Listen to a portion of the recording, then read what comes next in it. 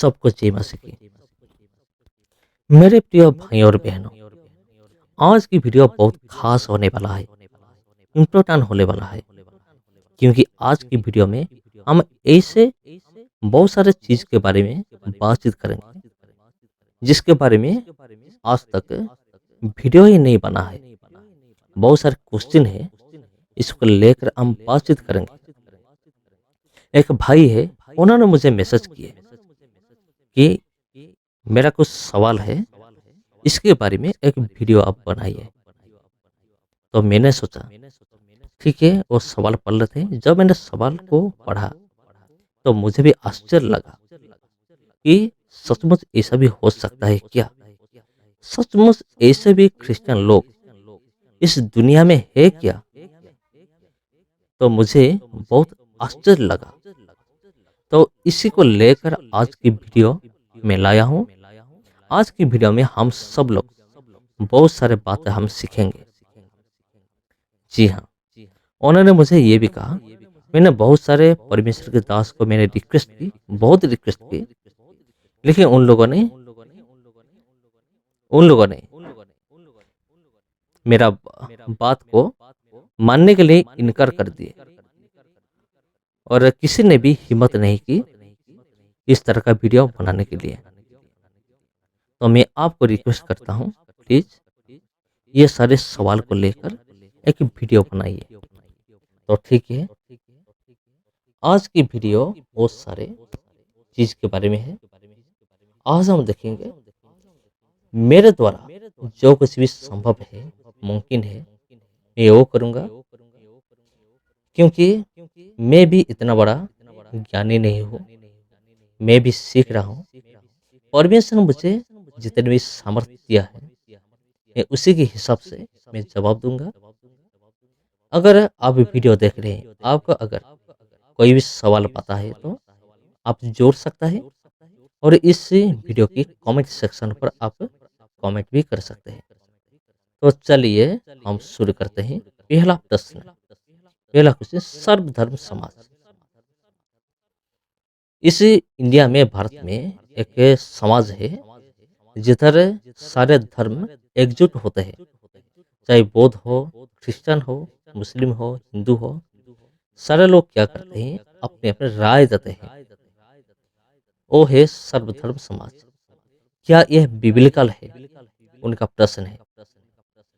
अगर आप जानना चाहते हैं तो ये बिब्लिकल है या नहीं है, इसके लिए हमको जानना पड़ेगा बाइबल के अंदर बाइबल क्या कहता है। हम देखेंगे दूसरा करंथियो 6:14, यहाँ इसी प्रकार लिखा गया है, अविश्वासियों के साथ असमान जुए में न जुतो, क्योंकि धार्मिकता और अधर्म का क्या मेल जोल, या ज्योति और अंधकार की क्या संगति, ये लिखा गया है। और 15 में लिखा गया है, और मसीह का बलिवाल के साथ क्या लगा, या विश्वासी के साथ अविश्वासी का क्या नाता। 16, और मृत्युओं के साथ परमेश्वर के मंदिर का क्या संबंध, क्योंकि हम तो जीवित परमेश्वर के मंदिर है, जैसा परमेश्वर ने कहा है।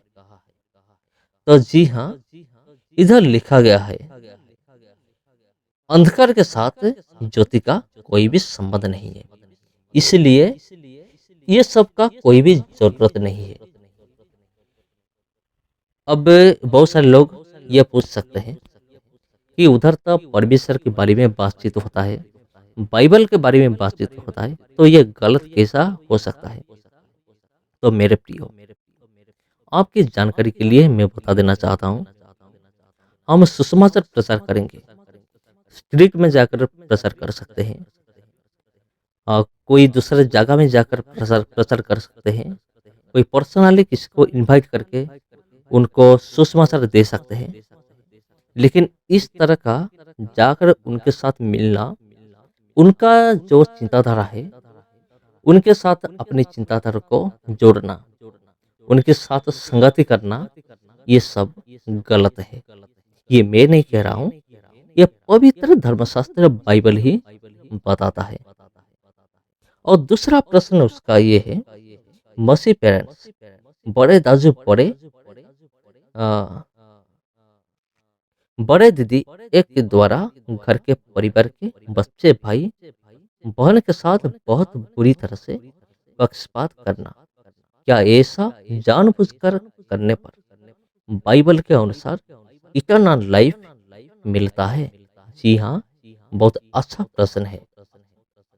इटर्नल लाइफ प्रभु यीशु मसीह के ऊपर विश्वास करने के द्वारा मिल सकता है, लेकिन इसका भी एक कंडीशन है। विश्वास के साथ साथ कर्म भी चाहिए। इसलिए पवित्र धर्मशास्त्र कहता है, क्या कहता हम देखेंगे याकूब 2:17। यहाँ इसी प्रकार लिखा गया है, वैसे ही विश्वास भी यदि कर्म सहित ना हो तो अपने स्वभाव में मरा हुआ है। जी हाँ, अगर कर्म नहीं है तो वो विश्वास का कोई भी वैल्यू नहीं है। ये पवित्र वचन बाइबल कहता है। अगर हम 22 को भी देखेंगे, उधर ऐसा लिखा गया है, अतः तूने देख लिया कि विश्वास ने उसके कामों के साथ मिलकर प्रभाव डाला है, और कर्म से विश्वास सिद्ध हुआ। विश्वास कैसे सिद्ध हुआ? कर्म से। इसलिए विश्वास के साथ साथ कर्म चाहिए। इसलिए परिवार में रहकर पक्षपात करना ये गलत है। ये किसी भी तरह के ठीक नहीं है। पवित्र वचन बाइबल ये सब मना करता है, इसके विरुद्ध कहता है। और नंबर 3 में उनका प्रश्न ये है, चर्च के पुलपिट में वचन शेयरिंग के समय चर्च लीडर्स नींद से झूलना या फिर सोना, और कॉटेज मीटिंग में यूथ लीडर्स मेल और फीमेल शेयरिंग के समय सांसारिक बातें करना और मोबाइल में गेम खेलना, ये क्या बिब्लिकल है? ये बिल्कुल भी बिब्लिकल नहीं है। मेरे प्रिय भाई और बहनों, अगर हम परमेश्वर के पास जाते हैं तो भय और भक्ति के साथ जाना चाहिए। फॉर एग्जाम्पल, अगर हम एक कलेक्टर के सामने हम बैठे हैं, तो हम कैसे बैठेंगे? हम भय के साथ, थोड़ा सा भय तो जरूर होगा। अगर हम ये काम कर सकते हैं तो जो परमेश्वर पूरे ब्रह्मांड को बनाया है उसके सामने अगर हम जाएंगे तो कैसा जाना चाहिए? तो ये भी हमें जरूर पता होना चाहिए। अगर परमेश्वर को भय करना चाहिए। अगर हम पढ़ेंगे सभोपदेशक उसका 12 का उसका 13, इधर ऐसा लिखा गया है, सब कुछ सुना गया। अंत की बात यह है कि परमेश्वर का भय मान और उसकी आज्ञाओं का पालन कर, क्योंकि मनुष्य का संपूर्ण का संपूर्ण कार्य यही है। परमेश्वर का भय करने के बारे में इधर लिखा गया है। तो हम क्या करना चाहिए? परमेश्वर का भय करना चाहिए। अगर हम परमेश्वर के स्थान को जाकर, चर्च में जाकर अगर ये सब करते हैं, संसार की बात करते हैं, इधर वचन चलता रहता है, इधर कुछ लोग सो रहे होंगे और इधर कुछ लोग मोबाइल पे गेम खेलते होंगे, ये सब क्या है? ये सब परमेश्वर का काम नहीं है। ये सांसारिक काम, ये शैतान का काम है। मेरा मतलब है, और सच में उस चर्च में परमेश्वर की उपस्थिति नहीं है, उधर किसका उपस्थिति है? उधर शैतान का ही उपस्थिति है। ये पता चलता है। और उनका चौथा क्वेश्चन है, चर्च के पास्टर एल्डर के बहुत लंबी मैसेज देना और प्रे करना और इन लोगों को रिलेटिव्स को पुलपिट में जाकर अपनी सांसारिक कामों को सफलता और किए गए कामों को चर्च में ढोल पीटना और आए लोगों को सुनाना, ये क्या बिब्लिकल है? ये भी ये भी बिब्लिकल नहीं है। क्योंकि अगर हम मैसेज देना है तो सिर्फ ये लोगों को दिखाने के लिए, विश्वासी विश्वासी को दिखाने के लिए सिर्फ मैसेज नहीं देना चाहिए। हमें कैसा मैसेज देना चाहिए? आत्मा से, आत्मा की शक्ति से हम मैसेज देना चाहिए। प्रार्थना भी ऐसे करना चाहिए। तो मैसेज छोटा हो लेकिन सामर्थ्य के साथ देना चाहिए। और एक बात मैं कहना चाहूंगा, कुछ लोग प्रार्थना करते हैं, कुछ पास्टर लोग प्रार्थना करते हैं, बहुत लंबा प्रार्थना करते हैं, जिनमें क्या होता है, जो विश्वासी लोग होता है उनका जो पेशेंस होता है वो टूट जाता है। उनका प्रार्थना में मन नहीं लगता है। उनका मन तुरंत अपने घर संसार की ओर चला जाता है। ये बिल्कुल भी सच है। आपका क्या राय है? मुझे कमेंट कीजिए। क्या मैं सच बोल रहा हूँ या मैं कोई गलत कह दिया? आप मुझे कमेंट करके जरूर बताइए। तो एक जगह पर ऐसा हुआ, प्रार्थना चल रहा था, पास्टर ने पूरी तरह से लंबा प्रार्थना की। जब उन्होंने आंख खोली तो उधर एक भी विश्वासी नहीं थे। जी हाँ, ये हुआ है, ये एक सच्ची घटना है।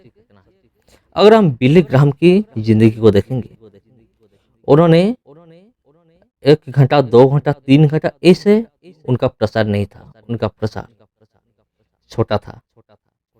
एक दिन उन्होंने इंडिया को आए, सिर्फ 5 मिनट उन्होंने वचन दी और 5 मिनट ट्रांसलेशन किया गया। कुल मिलाकर 10 मिनट वचन को प्रचार किया गया। तो 4 लाख 4.5 लाख लोग प्रभु यीशु मसीह को पास आए। तो आप ही बोलिए, क्या 1 घंटा का प्रचार में क्या उतना ताकत है जो कि 5 मिनट के प्रचार में नहीं है? ये बिल्कुल भी गलत है। ये था चौथा और पांचवा सवाल है, साधारणतः मसीह और चर्च के लीडर्स द्वारा गरीब और अनाथ को तारीफ देना और उनकी एक्सप्लॉट और उन लोगों की इनकम को हड़पना, यह क्या बिब्लिकल है? इसके बारे में बाइबल साफ साफ मना करता है। ये नहीं होना चाहिए। जब अनाथ लोग होते हैं, बच्चे होते हैं, उनके साथ अच्छा व्यवहार करना चाहिए। अगर हम देखेंगे नीति वचन 19 का 17, इधर ऐसे लिखा गया है, जो कंगाल पर अनुग्रह करता है वह यहोवा को उधार देता है। वाह! और वह अपने इस काम का प्रतिफल पाएगा। जो कंगाल पर अनुग्रह करता है वो परमेश्वर का उधार देता है। ये छोटी बात नहीं है, ये बहुत बड़ी बात है। अगर हम पढ़ेंगे और भी, याकूब उसका 1 का 27, इधर ऐसा लिखा गया है, हमारे परमेश्वर और पिता के निकट शुद्ध और निर्मल भक्ति यह है कि अनाथों और विधवाओं के क्लेश में उनकी शुद्धि ले और अपने आप को संसार से निष्कलंक रखें। मेरे प्यारे भाइयों और बहनों,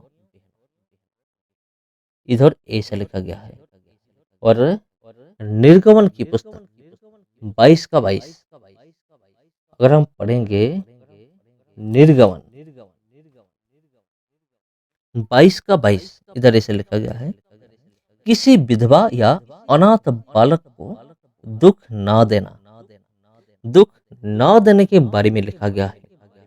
तो इस तरह का घिनौने हरकत जिन लोगों ने करते हैं, उनके लिए मैं कहना चाहता हूँ कि वो बहुत गलत कर रहे हैं, जो कि परमेश्वर के वचन के खिलाफ होता है।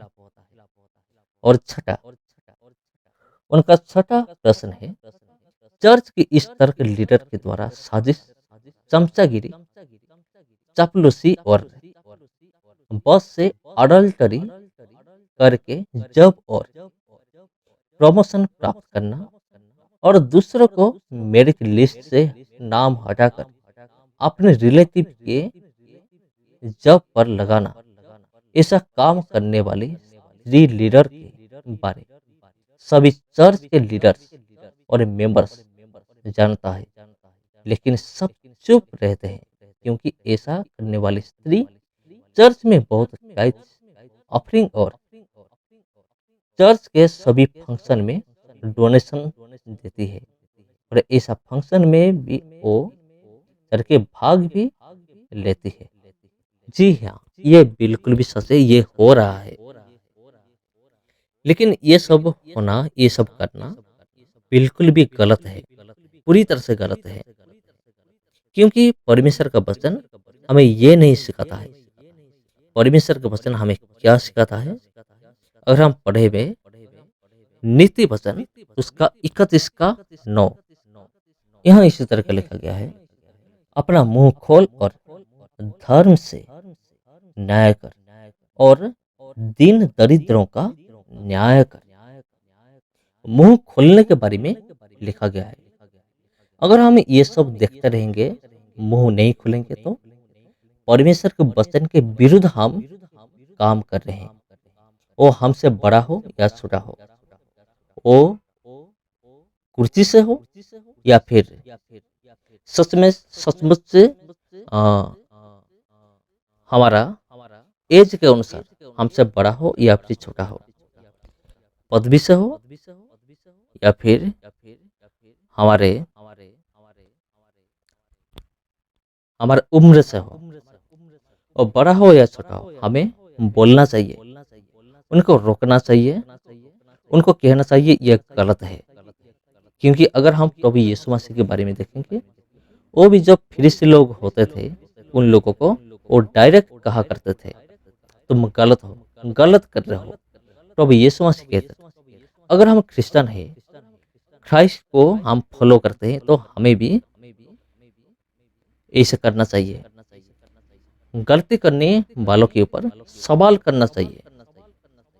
और सातवां सवाल है, जब चर्च के leaders youth leaders cottage meeting में आते हैं, जो मसीह कहते हैं और दिए हुए खाने की तारीफ करके नहीं थकते हैं, जब बाजार और ऑफिस में मुलाकात होता है तो मुंह दूसरे तरफ करके चलती है। बहुत सेल्फिश, पाखंडी, क्रिश्चियन, धन के लोभ, अडल्टरी करने वाला और सेल्फ कंट्रोल हो गया है मसीह लोग, और कहते हैं वन सेव्ड ऑलवेज सेव्ड। जितना ही पाप करो, रात को घुटना टेक कर क्षमा मांगने पर पाप माफ हो जाएगा। इस तरह का लोगों के बारे में मैं ये कहना चाहता हूँ कि ये सब क्यों होता है? अगर हमारे अंदर प्रेम नहीं होता है तो ये सब होता है। अब प्रेम के बारे में जानना आता है, आप पढ़ सकते हैं पहला कुरिन्थियोस उसका 13 अध्याय। अगर आप पूरा पढ़ेंगे तो उधर प्रेम का एक बहुत बड़ा लिस्ट है। उधर कहा गया है प्रेम के बारे में। अगर कुछ लोग ऐसे हैं जो सोच रहे हैं हम जितना गलती करें तो कोई प्रॉब्लम नहीं, कोई परेशान नहीं, हम कोई भी गलती करें, लेकिन वचन क्या कहता है? जिन लोगों ने जानबूझकर गलती करते हैं उनके बारे में वचन क्या कहता है, हम देखते हैं। हम देखेंगे इब्रानियों की किताब उसका 10 अध्याय, इब्रानियों की किताब उसका 10 का 26 और 27। इधर ऐसा लिखा गया है, क्योंकि सच्चाई की पहचान प्राप्त करने के बाद यदि हम जानबूझकर पाप करते रहें तो पापों के लिए फिर कोई बलिदान बाकी नहीं। 27, हाँ, दंड का एक भयानक बाट जोहना और आग का ज्वलन बाकी है, जो विरोधियों को भस्म कर देगा।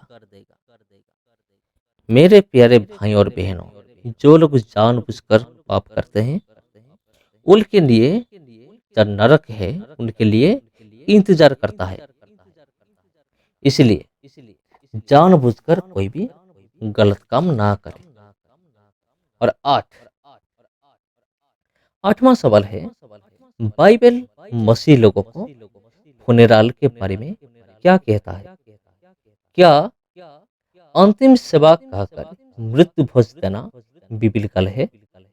मृत्यु भोज के समय एक बड़ा सा बक्स में कॉन्डोलेंस लिखकर अन्य जाति से भी पैसा लेना बिब्लिकल है?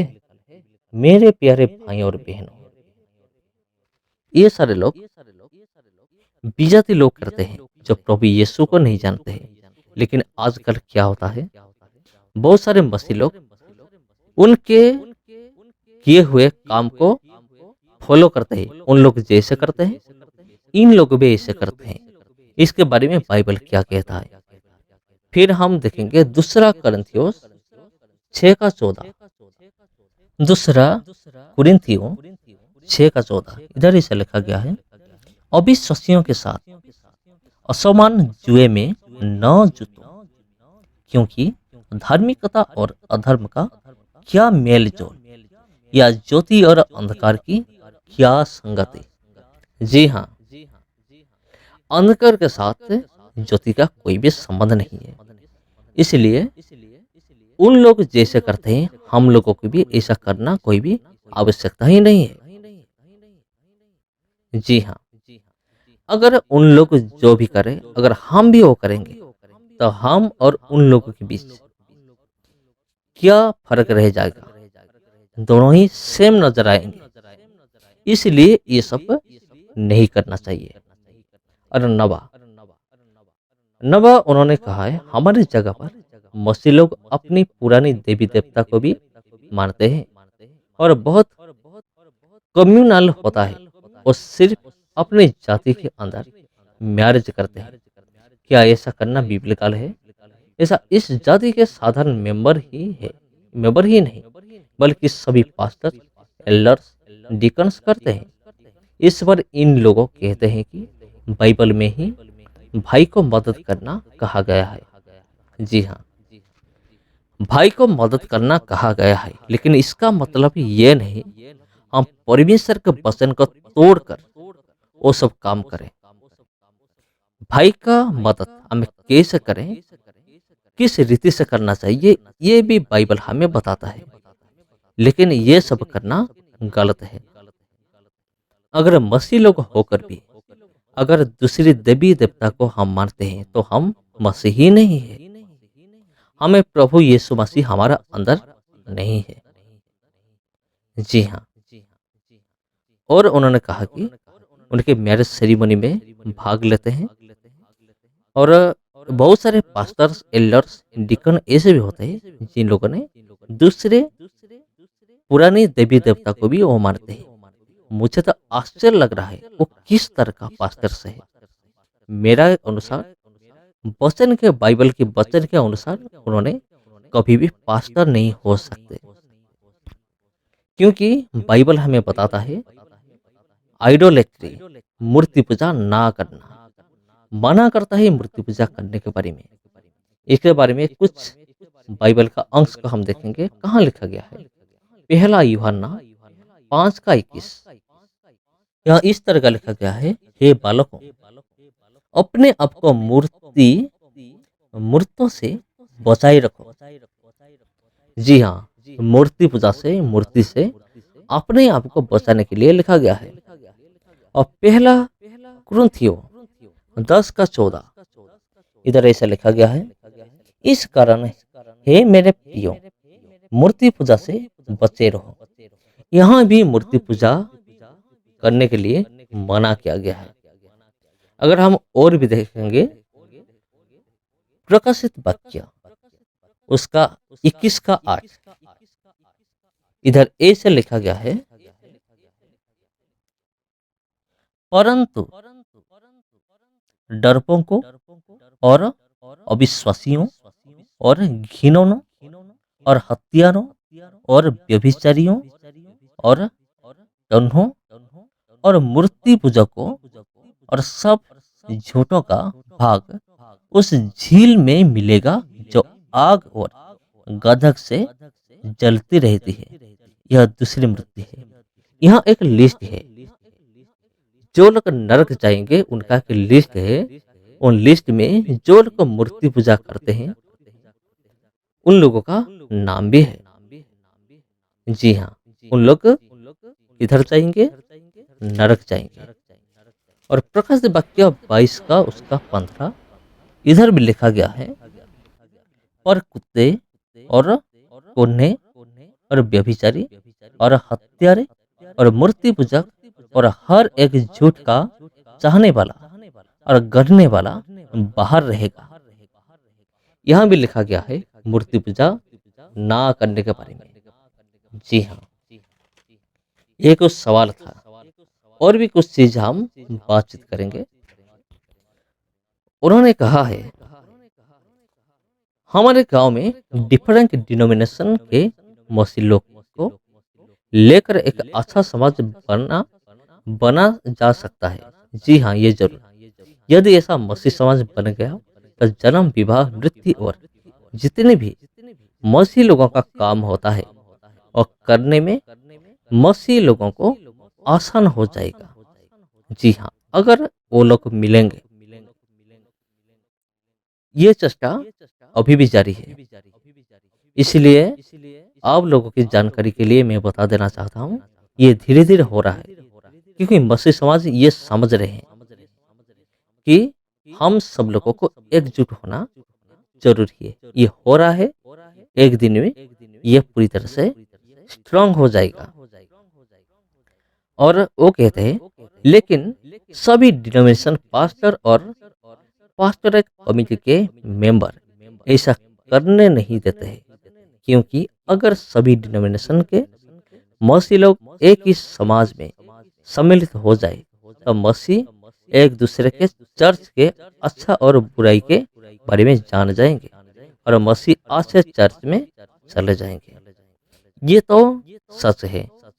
अगर मसीह लोगों को पता चल गया तो सच में कौन सा रास्ता सही है वो उधर ही हो चला जाएगा। जी हाँ, और जिसके कारण अपनी अपनी चर्च के टाइप्स ऑफरिंग और दूसरी मनीटरी हेल्प बंद हो जाएगा, ऐसा सोचते हैं हमारे पास्टर्स और दूसरों चर्च लीडर्स। ये भी सच है। ये डर रहता है उनके मन में, ये सब बंद हो जाएगा। अगर हमारे पास जो लोग आते हैं अगर वो सब चले जाएंगे तो ऑफरिंग कम हो जाएगा, बंद हो जाएगा। टाइथ कौन देगा? इसीलिए वो नहीं चाहते हैं कि दूसरे डिनोमिनेशन का कोई भी आकर प्रचार करे या उनके बातें सुने। और आप जानते हैं कि मनुष्य एक सोशल प्राणी है, इसलिए हम मसीह लोगों को मजबूरन हिंदू, बुद्धिस्ट, मुस्लिम प्रणमी धर्म मानने वालों के सर्व धर्म के समाज में मजबूरन जॉइन करना पड़ रहा है। इन समाज में अन्य जाति के ज्यादातर लोग मसीह डॉक्ट्रिन को बहुत घृण करते हैं। सर्व धर्म के समाज में जॉइन करने के बाद हम मसीह लोगों के अन्य जाति के पूजा पाठ और दूसरे रिचुअल में भाग लेना और डोनेशन देना पड़ रहा है। अन्य जाति के मृत्यु भोज में भी हेल्प करना पड़ रहा है और मरने के 13 दिन तक रात दिन मरने के घर जाना पड़ता है। हम मसीह लोगों के इसी तरह पाप के साथ कॉम्प्रोमाइज करके जीना पड़ रहा है। हम मसीह को ऐसा करने को मजबूर पास्टर और पास्टरेट कमेटी के मेंबर के कारण हो रहा है। ये सब क्यों हो रहा है? क्योंकि हमारा मसीह लोगों के अंदर यूनिटी नहीं है, एकता नहीं है, इसीलिए ये सब हो रहा है। अगर जितने भी भारत में मसीह लोग हैं अगर एक दूसरे के साथ यूनिटी में रहेंगे तो ऐसा कुछ भी नहीं हो पाएगा। कुछ पास्टर कहते हैं सभी धर्म एक है और ऐसा विश्वास रखने वाले पास्टर सर्वधर्म द्वारा आयोजित सभा में भाग भी लेते हैं। यहाँ पर बुद्धिस्ट मॉन्क, हिंदू पंडित और मुस्लिम धर्मगुरु के साथ मिलकर बाइबल के वचन भी पब्लिकली शेयर करते हैं। और मैं आपके ये भी बताना चाहता हूँ, हम लोगों को ये सर्वधर्म के समाज में एंट्री फीस प्रत्येक महीने फी देना पड़ता है। ये पैसा दूसरे धर्म की कार्यक्रम में भी प्रयोग की जाती है। ऐसा सर्वधर्म समाज में साधारण मसीह लोग, पास्टर्स, एल्डर्स, डिकन और दूसरे सभी चर्च के लीडर ने ज्वाइन किया है। ये तो सबसे शर्म की बात है क्रिश्चियन लोगों के लिए, जो कि प्रभु यीशु मसीह को अपने परमेश्वर मानता है, उद्धारकर्ता रूपे स्वीकार करता है। वो लोग अगर ऐसे घिनौने हरकत करेंगे तो इससे बड़ा दुख की बात और कुछ भी नहीं है। जो लोग मानते हैं सारे धर्म एक है, दुख की बात है कि कुछ पास्टर लोग भी मानते हैं कि सारे धर्म एक है। मुझे तो आश्चर्य हो रहा है, मैं तो आश्चर्य हो रहा हूँ कि इन लोगों को पास्टर किसने बनाया और इन्होंने किस तरह का पास्टर है। इन लोगों ने पास्टर नहीं हो सकते। और क्या है, इन लोगों ने फाड़ कर खाने वाले बाघ है जो कि वचन बताता है। ये लोग खुद नरक जा रहे हैं और अपने विश्वासी लोगों को लेकर भी उन्होंने नरक जा रहे हैं। इसमें कोई भी संदेह नहीं है। इसमें पास्टर और दूसरे चर्च सभी लीडर सम्मिलित हैं। इसलिए साधारण मसीह इसे पाप और गलत नहीं समझते, वो भी नहीं समझेंगे। क्योंकि अगर लीडर्स ऐसे काम करेंगे तो एक मामूली विश्वासी क्या कर पाएगा। वो समझेगा कि ये सही है, यही सही रास्ता है। मेरे प्रिय भाई और बहनों, अगर आपको कुछ सीख मिलती है तो आप इस वीडियो को लाइक करना और इस वीडियो को दूसरों के साथ शेयर भी करना। सबको जय मसीह।